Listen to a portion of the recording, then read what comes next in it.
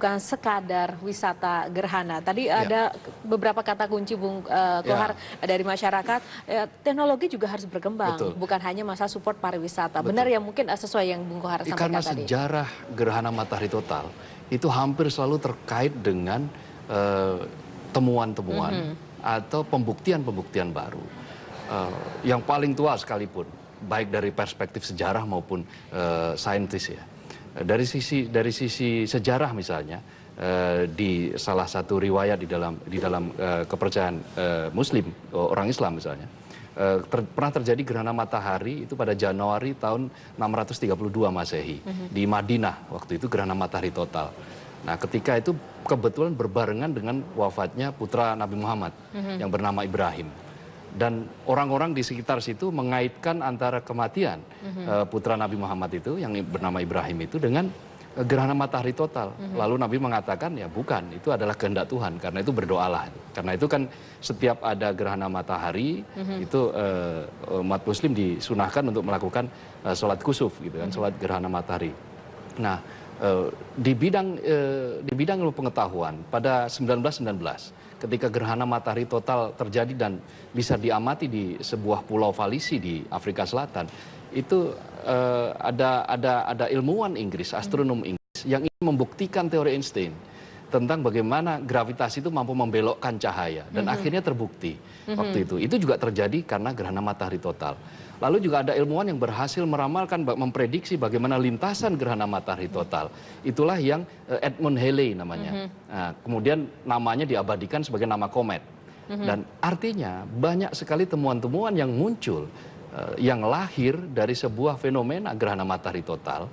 Maka amat sayang kalau fenomena yang sangat langka ini di Indonesia, ingat pada tahun 83 11 Juni, artinya kan sudah 33 tahun yang lalu.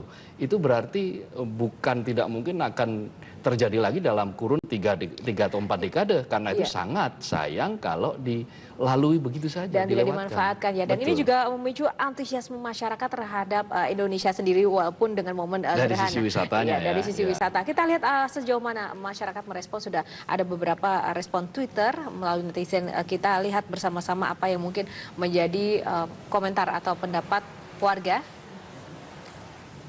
Nah, ini dapat dilihat, Bung Kohar, momen gerhana adalah kesempatan bagus bagi guru dosen untuk memberikan tugas penelitian kepada siswanya in the name of science. Benar sekali, saya juga ingat waktu SD mempelajari masalah geografi, ini menjadi hal yang sangat menarik tersendiri. Betul sekali. Selanjutnya kita lihat persiapan peneliti NASA dan juga lapan untuk penelitian gerhana matahari total di Maba.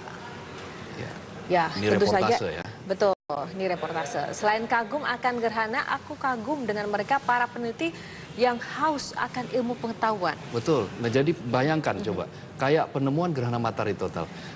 Ada sebuah temuan baru tentang teori Einstein yang akhirnya baru dibuktikan 100 tahun kemudian, dan itu baru diumumkan akhir Februari lalu.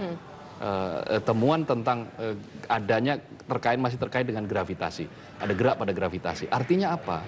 Bahwa peneliti-peneliti itu akan selalu haus akan sebuah temuan-temuan dan akan selalu rindu terhadap pembuktian-pembuktian. Mereka akan terus mencari dan menciptakan tradisi mencari dan menemukan. Ini yang paling penting, yang mestinya dipetik dari momentum gerhana matahari total itu. Dan manfaatnya itu juga pasti nanti menjadi salah satu harapan yang diinginkan masyarakat. Kalau wisata kan dia menghasilkan triliunan, tapi jangka tidak terlalu panjang. Tetapi kalau ilmu pengetahuan itu akan berlangsung berabad-abad. Sebelum ditemukan teori baru, maka dia akan bertahan bahkan mungkin ribuan tahun bahkan mungkin terjadi. Nah, itulah yang menyebabkan mengapa bangsa-bangsa besar, bangsa-bangsa yang sekarang kita ketahui sebagai bangsa besar itu, mereka mendasarkan pada ilmu pengetahuan, pada para peneliti.